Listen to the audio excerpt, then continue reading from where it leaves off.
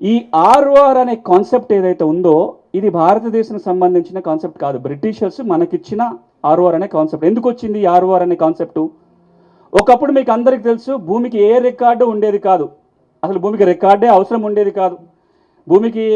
భూమి మీద హక్కులు ఎవరికి ఉండేవి కాదు. ఎప్పుడు హక్కులు మొదలైనాయి? ఎప్పుడైతే మన స్థిర నివాసం ఏర్పాటు చేసుకోవడం మొదలు పెట్టామో, షిఫ్టింగ్ కల్టివేషన్ అలా వ్యవసాయాన్ని చేసుకోవడం మొదలు పెట్టామో అప్పటి నుంచే భూమితో సంబంధం. రికార్డ్ ఎప్పుడు అవసరం పడింది? రాజులు పన్నులు వసూలు చేయడం మొదలుపెట్టినప్పటి నుంచి రికార్డు అవసరం పడింది.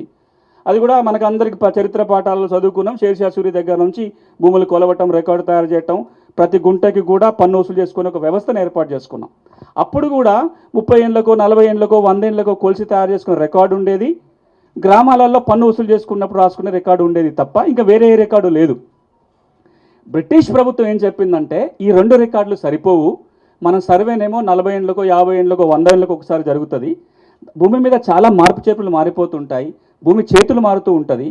ఆ మేరకు ఎప్పటికప్పుడు అవి నమోదు కావాలి అంటే ఒక హక్కుల రికార్డు ఉండాలి. ఎప్పటికప్పుడు ఆ ఊళ్ళో భూమి హక్కుదారులు ఎవరో నమోదు చేసే ఒక రిజిస్టర్ ఉంటేనే మనకు సమస్యలు తీరుతాయి, పన్ను బాగా వసూలు చేసుకోవచ్చు అనే ఉద్దేశంతో ఈ రికార్డ్ ఆఫ్ రైట్స్ అనే కాన్సెప్ట్ తీసుకొచ్చారు. అప్పుడు నిజాం ప్రాంతంలో కూడా ఆర్ఓఆర్ లేదు, మద్రాస్ ప్రెసిడెన్సీలో లేదు. బ్రిటిష్ పరిపాలకులు నిజాంని అడిగితే వాళ్ళ సూచన మేరకు 36లో చట్టం అయితే వచ్చింది, కానీ కొన్ని చోట్లనే అమలు జరిగింది. ఆ కాన్సెప్ట్ ద్వారా వచ్చింది 48లో వచ్చిన ఆర్ఓఆర్ చట్టం. ఆంధ్ర ప్రాంతం మద్రాస్ ప్రెసిడెన్సీలో ఉన్నంత కాలము ఆర్ఓఆర్ రికార్డే లేదు ఆంధ్ర ప్రాంతానికి. 71లో ఆర్ఓఆర్ చట్టం వచ్చి 89లో రూల్స్ వచ్చినప్పటి నుంచి మాత్రమే అక్కడ ఆర్ఓఆర్ రికార్డ్ అంటూ తయారు వచ్చింది తప్ప ఇంతకు మునుపు లేదు. ఇప్పుడు మనం ఈ నేపథ్యంలో ఆలోచించాలి. ఇక చిట్ట చివరిగా ఏ చట్టమైనా ఎవరి కోసం వస్తుందో వాళ్ళ దృక్కోణంలో ఈ చట్టాన్ని చూడాలి. నా దృష్టిలో మీ దృష్టిలో కాదు. మనం అందరం దాన్ని ఫెసిలిటేట్ చేసే వాళ్ళ మాత్రమే. వకీల్గా నేను నల్ల కోటేసినప్పుడు చట్టం ఎట్లుండాలి అంటే ఒకలాగా అనిపిస్తుంది. నేను ఒక యాక్టివిస్ట్గా పోయి చట్టం ఎట్లుండాలంటే నాకు ఇంకొకలాగా అనిపిస్తుంది. నేను ఇంకొక హోదాలో ఒక రాజకీయ నాయకుడిగానో ఇంకొక హోదాలో ఆలోచిస్తే చట్టం ఇంకోలాగా ఉండాలనిపిస్తుంది. నేను ఒక అధికారిగా ఆలోచిస్తే చట్టం ఇంకోలాగా ఉండాలనిపిస్తుంది. ఇవన్నీ కోరికలు. కానీ మనం చట్టాన్ని అట్లా చూడొద్దు. చట్టాన్ని ఎప్పుడైనా విస్తృత ప్రయోజనాల దృష్టిలో చూడాలి. ఎవరి కోసమైతే చట్టం చేయబడుతుందో వాళ్ళకి ఈ చట్టం పనికొస్తుందా లేదా, వాళ్ళకి సౌలభ్యాన్ని ఇస్తుందా లేదా, వాళ్ళకు ఉపయోగపడుతుందా లేదా అనే కోణంలో ఆలోచిస్తే చట్టం మనకు బాగా అర్థమవుతుంది. చట్టము ఈ ముసాయిదాల మార్పుల కోసం కూడా మనం విలువైన సూచనలు ఇవ్వగలుగుతాం. Now let me stop here. Now let's look at what is there in this act. చట్టంలోకి పోయినప్పుడు కూడా మీరు దీన్ని సెక్షన్ వైజ్ కాకుండా కాన్సెప్ట్స్ అర్థం చేసుకుని అప్పుడు సెక్షన్లకు పోదాం. ఏం చేసినాం దీంట్లో? ఏ ఆర్ఓఆర్ చట్టమైనా 3 పనులు చేయాలి. అది తెలంగాణలో పాత చట్టమైనా కొత్త చట్టమైనా, ఏ రాష్ట్రంలో ఉన్న ఆర్ఓఆర్ చట్టమైనా, ఈరోజు దేశంలో దాదాపుగా అన్ని రాష్ట్రాలలో ఆర్ఓఆర్ చట్టాలు ఉన్నాయి. మీకు ఇంకో మాట ప్రస్తావన చేయటం మర్చిపోయాను నేను. ఈ చట్టం తయారు చేయటం కోసం 18 రాష్ట్రాల ఆర్ఓఆర్ చట్టాలు తెప్పించుకొని సెక్షన్ ప్రతి పదము అధ్యయనం చేశాం. ఈ రోజున నా కార్యాలయంలో కానీ సిసిఎల్ఏ గారి దగ్గర కానీ 18 రాష్ట్రాలకు సంబంధించిన ఆర్ఓఆర్ చట్టాలు ఉంటాయి. మీకు ఆశ్చర్యపోతారు, మనం ఎప్పుడు బీహార్ అనగానే నెగిటివే గుర్తొస్తుంటుంది. కానీ 2009 నుంచి 2014 మధ్యకాలం 2012 వరకు ఆ 3-4 సంవత్సరాలలో బ్రహ్మాండమైన భూమి చట్టాలు వచ్చినాయి. ల్యాండ్ ట్రిబ్యునల్ యాక్ట్ కానీ, ల్యాండ్ డిస్ప్యూట్ రెజల్యూషన్ యాక్ట్ కానీ, ఆర్ఓఆర్కి సంబంధించి ల్యాండ్ మ్యూటేషన్ యాక్ట్ అని తీసుకొచ్చారు. కేవలం మ్యూటేషన్స్ ఎట్లా చేయాలనే దాని మీదనే ఒక ప్రత్యేక చట్టం బీహార్లో వచ్చింది. అలా ఒక మంచి అంశం ఉంటే దాన్ని కూడా దీంట్లో స్వీకరించడం ఈ చట్టంలో పెట్టేటప్పుడు. భారత రాజ్యాంగం రాసేటప్పుడు ఎక్కడెక్కడైతే మంచి ఉంటుందో అన్నీ తీసుకొచ్చి మనకు అనుకూలంగా మార్చుకుంటూ కొంత ఇంప్రూవ్మెంట్ చేశామో మేము కూడా అదే పని చేశాం. ఈ ఆర్ఓఆర్ చట్టంలో కూడా ఎక్కడెక్కడ మంచి ఉంటే దాన్ని అంతా తీసుకొచ్చాం. ఇక్కడ అవసరాలకి మౌల్డ్ చేస్తూ కొంత కొత్తదనం దాంట్లో తీసుకొచ్చే ప్రయత్నం చేశాం. ఇప్పుడు ఏ ఆర్ఓఆర్ చట్టమైనా 3 కీలకమైన పనులు చేయాలి. ఒకటి, ఆర్ఓఆర్ రికార్డు తయారు కావాలి. ఒక కొత్తగా రికార్డు తయారు చేయటము, ఆ రికార్డులో ఉన్న తప్పొప్పుల్ని సరి చేసుకోవటం. Single time preparation of ROR. 48 Act, there is a Kasrapani, one time it is prepared. In 71 there is record 1 which is one time prepared. After that we have 1A corrections అని దాంట్లో చేసుకుంటూ వచ్చాం. 2020 కింద ధరణి అని ఉంది. ఇప్పుడు ఈ చట్టం కింద కూడా ఆర్ఓఆర్ రికార్డు తయారు చేయటము, దాంట్లో ఉన్న తప్పొప్పులను సవరించుకోవడం సంబంధించిన నిబంధనలు దీంట్లో ఉండాలి. దాని గురించి నేను మాట్లాడతా. That is section 4. దాంట్లో ఒక 3 అంశాలు ఉంటాయి, కీలకమైన నేను ప్రస్తావన చేస్తా. ఇక రెండవది, ఒకసారి హక్కుల రికార్డు తయారైన తర్వాత ఏ విధంగా భూమి మీద హక్కులు సంక్రమించినా అది రికార్డులకు రావాలి. That's mutation. ఆ మ్యూటేషన్ ఎట్లా జరగాలో ఒక 3 సెక్షన్ల కింద చెప్పినాం దీంట్లో. Section 5, 7 and 8. ఈ 3 సెక్షన్లలో ఏ విధంగా భూమి సంక్రమిస్తే ఎట్లా మ్యూటేషన్ చేయాలి అనేది ఈ 3 సెక్షన్లో ఉంటుంది. ఇది కొంత వివరించే ప్రయత్నం చేస్తా. ఇక మూడవది, ఒకసారి రికార్డింగ్ అయిపోయి ఎప్పటికప్పుడు మ్యూటేషన్ జరుగుతున్నప్పుడు వస్తుండే ఇబ్బందులని, రికార్డులో తప్పులని, మ్యూటేషన్ చేసినప్పుడు వచ్చిన ఇబ్బందులని, ఆ సమస్యల్ని పరిష్కారం చేయడం కోసం ఒక అప్పీల్ యంత్రాంగం ఉండాలి. ఈ చట్టంలో కూడా అదే చేసాం. Section 14, 15 talks about appeal and revision. ఈ చట్టం కింద ఉన్న సమస్యలను ఏ విధంగా పరిష్కారం చేయాలనేది సెక్షన్ 14, 15లో ఉంటుంది. ఈ మూడింటితో పాటు ఒకసారి మనం రికార్డు తయారు చేస్తే భూ యజమానులకు ఒక కాగితం ఇవ్వాలి. ఒకప్పుడు 2 పుస్తకాలు ఉండేటి, దాని ఒక పుస్తకంగా మార్చడం. కొత్త చట్టం వచ్చిన తర్వాత కూడా ఏదో ఒక రికార్డు మనం ఇవ్వాలి. ఈసారి రైతులకి 2 ఇవ్వబోతున్నాం. ఒకటి పట్టాదారు పాస్బుక్ కమ్ టైటిల్ డీడ్, రెండవది భూధార్ కార్డు. ప్రతి భూ కమతాన్ని కూడా ఒక ప్రత్యేక గుర్తింపుడానికే వస్తుంది కాబట్టి రైతుకు రాబోయే రోజుల్లో పాస్బుక్తో పాటుగా భూధార్ కార్డు కూడా రాబోతుంది. ఇవి కీలకంగా ఉండాలి. కానీ దీంట్లో ఒక టెంపరీ క్లాస్ కూడా ఉంది, అడాక్ ప్రొవిజన్ కూడా ఉంది. అదేంటంటే మన అందరికీ తెలుసు, సాదా బైనామాలకు సంబంధించి ప్రభుత్వం ఇప్పటికే 9,24,000 దరఖాస్తులు స్వీకరించి పెట్టుకుంది. చట్టంలో వెసులుబాటు లేదు కాబట్టి హైకోర్టు స్టే విధించింది. ఇప్పుడున్న ప్రభుత్వం ఏదో ఒక పరిష్కార మార్గం చూపాలి వాటి కోసం. సో సెక్షన్ 6 సాదా బైనామాలకు సంబంధించిన నిబంధన దాంట్లో ఉంటుంది, సెక్షన్ 6లో. ఇవి కీలకమైనవి. దీంట్లో కొంత ఇంపార్టెంట్ పాయింట్స్ రేజ్ చేస్తాను, తర్వాత వక్తలందరూ మాట్లాడవచ్చు. మీ సూచనలు ఏమైనా ఉంటే వాటికి లాస్ట్లో మళ్ళీ రియాక్ట్ అవుతాను. వన్ టైం రికార్డ్ విషయానికి వచ్చినట్లయితే,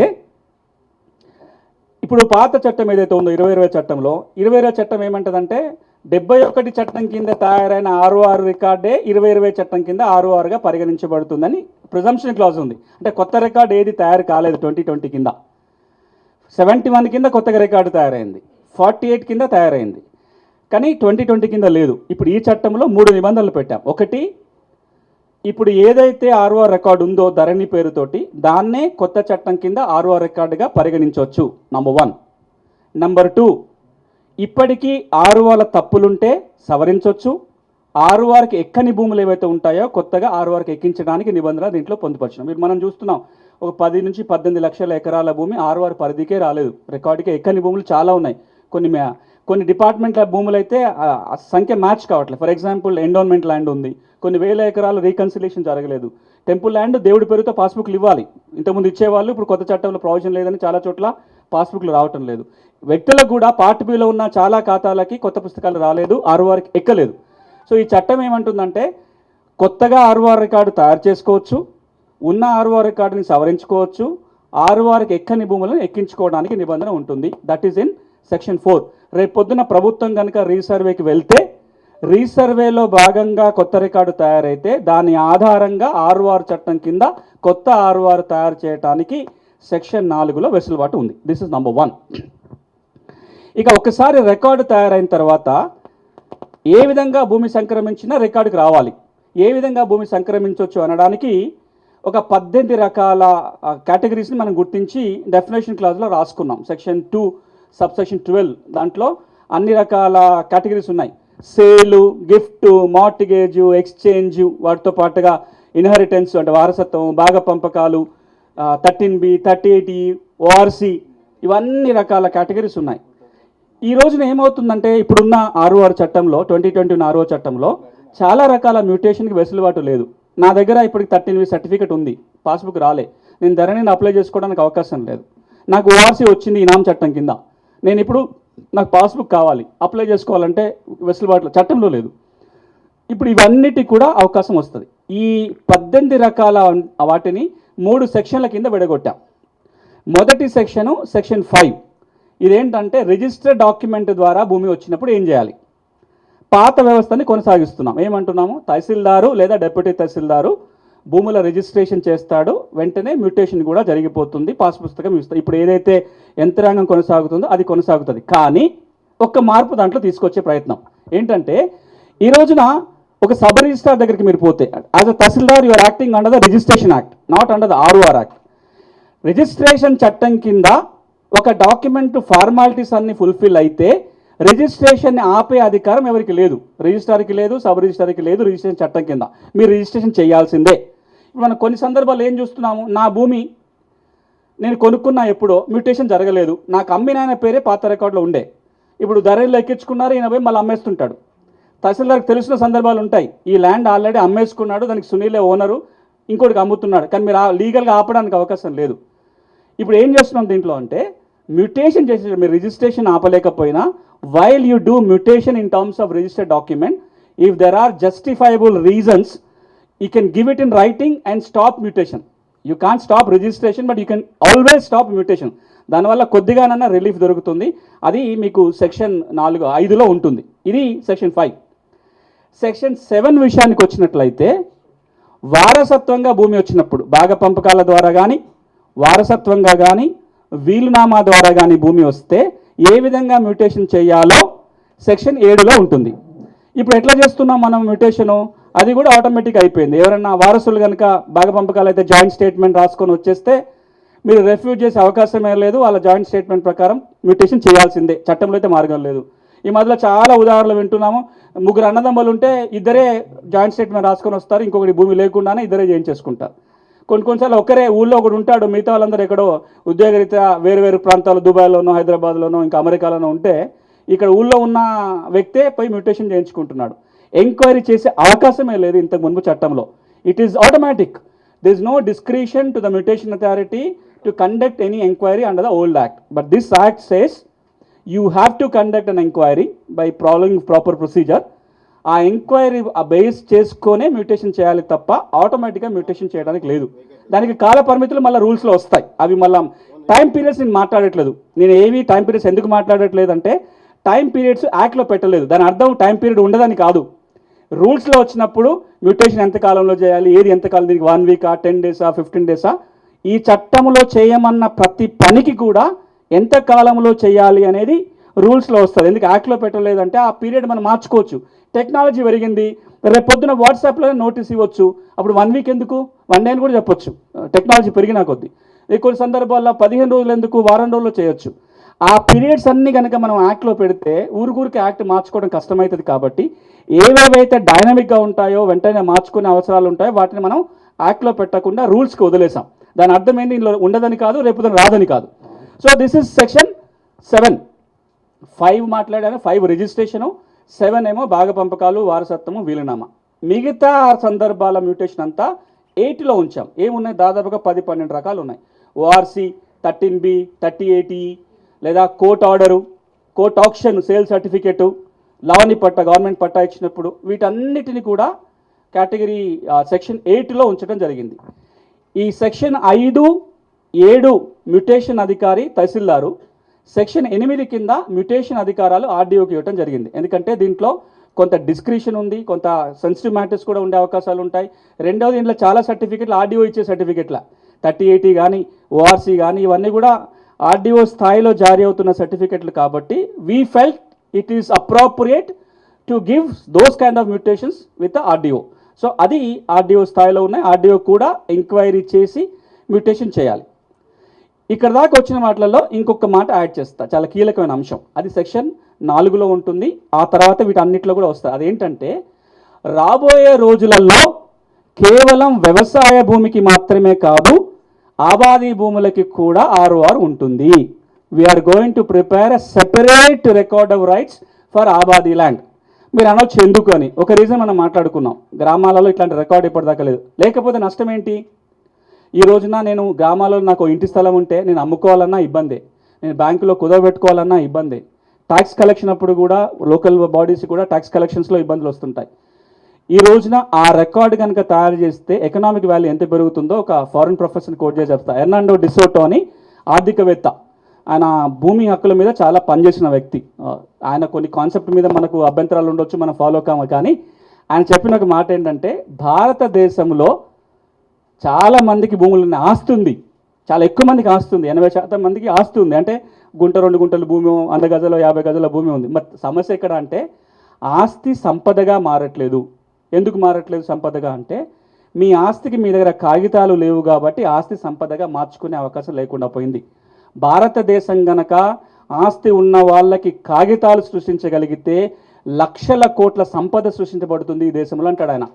ఇప్పుడు మనం తెలంగాణ విషయానికి వచ్చి ఆలోచిద్దాం. 15,000 గ్రామాలు అనుకుంటాను, అంతేనా? 15,000 గ్రామాలు. 15,000 గ్రామాలలో 12,000 రెవెన్యూ గ్రామాలు, 15,000 దాకా పంచాయతీలు ఉంటాయి. ఆబాదీలు నివాస స్థలాలన్నిటికీ కనుక మనం అందరికీ ప్రాపర్టీ కార్డో లేదా వాళ్ళకు సపరేట్ పాస్బుక్ ఇవ్వగలిగి వాళ్ళకు ఒక ఆర్ఓఆర్ కనుక తయారైతే మీరు ఆలోచించండి, రాష్ట్రానికి ఎంత మంచిది, ప్రజలకు ఎంత మేలు జరుగుతుంది. వాళ్ళ చేతిలో ఆస్తి కార్డు వస్తే పోయి బ్యాంకులో కుదరబెడితే 50,000 రుణమని వస్తుంది, అమ్ముకోవడం సులభమవుతుంది, ప్రాపర్టీ వాల్యూస్ పెరుగుతాయి, ఎకనామిక్ వాల్యూ పెరుగుతుంది. కాబట్టి గ్రామాలకి ఇది ఒక కొత్త వెలుగు తీసుకొచ్చే అవకాశం ఉంటుంది to create an separate ROR record for ఆబాదీ ల్యాండ్. మీరు అడగవచ్చు మరి దీన్ని మ్యూటేషన్ ఎవరు చేస్తారు అని. యాక్ట్లో ఏముంటుందంటే సెక్షన్ 4 కింద one time preparation of ROR is done by the revenue machinery. ఈ ఆర్ఓఆర్ మిగతా ఎట్లయితే మనం రెవెన్యూ సిబ్బంది చేస్తారో ఆబాదీ భూములకి కూడా రెవెన్యూ మిషనరీ ఆర్ఓఆర్ రికార్డు తయారు చేస్తారు. In collaboration with government of India, survey of India వాళ్ళ సహకారంతో ఆర్ఓఆర్ రిజిస్టర్ తయారు చేస్తాం. ఒకసారి ఆర్ఓఆర్ తయారైన తర్వాత అది నాన్ అగ్రికల్చర్ ల్యాండ్ కాబట్టి మ్యూటేషన్ రిజిస్ట్రేషన్ ఇప్పటి పద్ధతి కొనసాగుతుంది. ఏంటి ఇప్పటి పద్ధతి? నాన్ అగ్రికల్చర్ అనగానే సబ్ రిజిస్టార్ చేస్తాడు రిజిస్ట్రేషన్, అక్కడే ఆటోమేటిక్ మ్యూటేషన్ కూడా జరిగిపోతుంది. సో ఈ ఆబాదీ భూములకు కూడా రిజిస్ట్రేషను మ్యూటేషను సబ్ రిజిస్టార్ చేస్తారు, not the regular tahsildar only responsible for agriculture land. మరి మ్యూటేషన్ అభ్యంతరాలు ఉంటే ఇప్పుడు ఏ ప్రయోజనం లేదు. నేను కనుక నా ఊళ్ళో ఉన్న ఇంటి స్థలాన్ని అమ్ముకుంటా, ఇంకెవరో కొనుక్కుంటారు, దాన్ని నేను పంచాయతీ రికార్డులో మ్యూటేషన్ చేయించుకోవాలి, పన్నుల రికార్డులో. నా మ్యూటేషన్లో అభ్యంతరాలు ఉంటే గ్రీవెన్స్ రిటర్స్లో ఎక్కడ లేదు. కానీ ఈ చట్టం ఏం చెప్తుందంటే సబ్ రిజిస్టార్ చేసే మ్యూటేషన్ మీద కూడా ఈ చట్టంలో సెక్షన్ 14, 15 కింద ఏదైతే అప్పీల్ మరియు రివిజన్ మెకానిజం ఉందో ఆ అప్పీల్ కింద ఈ మ్యూటేషన్ కూడా ఛాలెంజ్ చేయొచ్చు. So sub registrar will do the registration mutation, but appeal only on mutation, not on registration. ఎందుకంటే రిజిస్ట్రేషన్ చట్టం కింద అధికారాలు వేరు కాబట్టి సబ్ రిజిస్టార్ ఏదైతే ఆబాదీ భూములకి మ్యూటేషన్ చేస్తాడో దాని మీద కనుక అభ్యంతరాలు ఉంటే సెక్షన్ 14, 15 కింద అప్పీల్కి రావచ్చు. ఈజ్ దట్ క్లియర్ ఇక్కడి వరకు? ఇప్పుడు ఇంకొక 2-3 వివరిస్తా, ఇంకంతకంటే ఎక్కువసేపు మాట్లాడను. ఈ రోజున మరి ఇవి అన్నిటి మీద ఇప్పుడున్న అప్పీల్ రివిజన్ మెకానిజం ఏంటి? ఈరోజు మనం ఏమంటున్నాం, ధరణిలో ఏ సమస్య ఉన్నా మీరు ఆన్లైన్లో దరఖాస్తు పెట్టుకొని 45 రూపాయలు 1000 రూపాయలు ఫీజు కట్టి ఆ అప్లికేషన్స్ అన్నీ ఒకప్పుడు కేవలం కలెక్టర్ సీసీఎల్కి వెళ్ళేది. ఈ ప్రభుత్వం అధికారంలోకి వచ్చిన తర్వాత డీసెంట్రలైజ్ చేస్తూ కొన్ని అధికారాలు తహసీల్దార్కి, కొన్ని ఆర్డీఓకి, కొన్ని అడిషనల్ జేసీకి పెట్టారు. అది కూడా తాత్కాలికం. అది తెచ్చినప్పుడే ప్రభుత్వం చెప్పింది, నేను కూడా చాలా సందర్భాలు ఏం చెప్పినంటే ఇది ఫస్ట్ ఎయిడ్ మాత్రమే, ట్రీట్మెంట్ కాదు. ఎందుకంటే టెంపరీగా మనం రైతులకు రిలీఫ్ ఇవ్వాలి. మేమేదో రాబోయే రోజుల్లో కొత్త చట్టం తెస్తాము, ఇంకేదో మారుస్తామని మొత్తం ప్రాసెస్ ఆపితే రైతుకు తీవ్ర నష్టం జరుగుతుంది. కాబట్టి ఆ ఉన్న ప్రాసెస్ని అట్లా కొనసాగిస్తూ వస్తూనే కొంత ఈజ్ అవుట్ చేసే ప్రయత్నం దాంట్లో జరిగింది. కానీ మీ అందరికీ తెలుసు, మనందరికీ తెలుసు, is there any provision under 2020 ROR act for any record correction? How are we doing? ఇప్పుడు ఆర్డీఓలు కానీ, తహసీల్దార్లు కానీ, ఒకప్పుడు కలెక్టర్లు కానీ, సీసీఎల్ఏ కానీ అడ్మినిస్ట్రేటివ్ కన్వీనియన్స్ కోసం చేసుకుంటూ పోతున్నాం. కానీ ఈ చట్టంలో దానికి ఒక మార్గం ఏర్పడింది. సెక్షన్ 4లో వన్ టైం రికార్డ్ కరెక్షన్కి అవకాశం కల్పించాము. ఏ సమస్యలు ఉన్నా అప్పీల్ రివిజన్ క్రియేట్ చేసాం. ఇప్పుడు ఈ చట్టం ఏమంటుందంటే సెక్షన్ 14 కింద first appeal will go to collector or additional collector. Government ever distinguish, mostly it will be additional collector who will be the appellate authority under the proposed ROR act. Second appeal goes to CCLA or commissioner appeal. Direct appeal or commissioner appeal post ఉంటుంది కాబట్టి CCLA కానీ commissioner appeal కానీ second appeal వింటారు. This is appeal, one appeal and a second appeal. And there is a revision mechanism also under the act. Revision ఏంటి? ప్రభుత్వం దగ్గర revision authority కల్పించాం. Government can revive. మీకు తెలుసు తేడా అప్పీల్కి మధ్యలో, రివిజన్కి మధ్యలో. రివిజన్ అయితే కరెక్షన్ చేసుకోవడానికి మొత్తం ఫైల్ కాల్ఫర్ చేసుకొని తప్పు జరిగితే సరిద్దే అవకాశం ఉంటుంది. గవర్నమెంట్కి రివిజన్ అధికారం ఇచ్చినాం. కానీ ఒక ఆలోచన ఏంటంటే గవర్నమెంట్ మాత్రం ఉంటే పని ఒత్తిళ్ళు కాకపోవచ్చు కాబట్టి ఆ రివిజన్ పవర్స్ గవర్నమెంట్కి ఉన్నాయి ఈ చట్టంలో, అదే రివిజన్ పవర్స్ సీసీఎల్ఏకి కూడా ఉన్నాయి. సో ఈ రోజున కొత్త రాబోయే చట్ట ప్రకారము అప్పీల్, సెకండ్ అప్పీలు, రివిజన్ 2 అధికారాలు కూడా సీసీఎల్ఏ కానీ కమిషన్ అప్పీల్స్ కానీ చేయడానికి అవకాశం ఉంది. ఇది appeal and revision. Before now I close, మిగతా అన్నీ చిన్న చిన్న ప్రావిజన్స్ ఏముంటాయి? పట్టదారు పాస్బుక్ ఇవ్వడం కోసం ఒక సెక్షన్ ఉంది. ROR ఎవరికి ఉంటే పాస్బుక్ ఎట్లా జారీ చేస్తామనేది ఒక నిబంధన. భూధార్ కార్డ్ ఎట్లా ఇస్తామనేది ఒక నిబంధన. Section 9 and 10 talks about Bhudhaar card and pattadar passbook మాట్లాడతాం. మిగతా నిబంధనలు ఏమున్నాయి? సివిల్ కోర్టు జ్యూరిడిక్షన్ ఏ సందర్భంలో ఉంటుంది. ఒక మాట మళ్ళీ స్పష్టంగా చెప్తున్నాం, ఈ చట్టంలో ఇప్పుడున్న 2020 చట్ట ప్రకారం రికార్డు కరెక్షన్ జరగాలన్నా కోర్టుకు వెళ్ళాల్సిందే. కానీ అసలు ఒకప్పుడు ప్రాక్టీస్ ఏంటి? నిన్న మొన్నటి దాకా 2020 చట్టం రాకముందు రికార్డులు ప్రభుత్వం రాస్తుంది కాబట్టి రికార్డులు తప్పులు ఉంటే ప్రభుత్వమే సవరించాలి, దానికి కోర్టుకు పోవాల్సిన అవసరం ఉండదు. కోర్టుకు ఎప్పుడు పోవాలి? యాజమాన్య హక్కుల వివాదమో, అన్నదమ్ముల మధ్య భాగ పంపకాల వివాదం ఉంటేనే సివిల్ కోర్టుకు పోవాలి. మిగతా అన్ని సందర్భాలలో revenue record correction revenue department has to do it. So ఈ చట్టంలో కూడా చాలా స్పష్టంగా చెప్పినాము, సివిల్ కోర్టు పలానా పలానా సందర్భంలో మాత్రమే జ్యూరిడిక్షన్ ఉంటుంది, మిగతా సందర్భాలలో రెవెన్యూ కోర్టుకి అధికారాలు ఉంటాయని.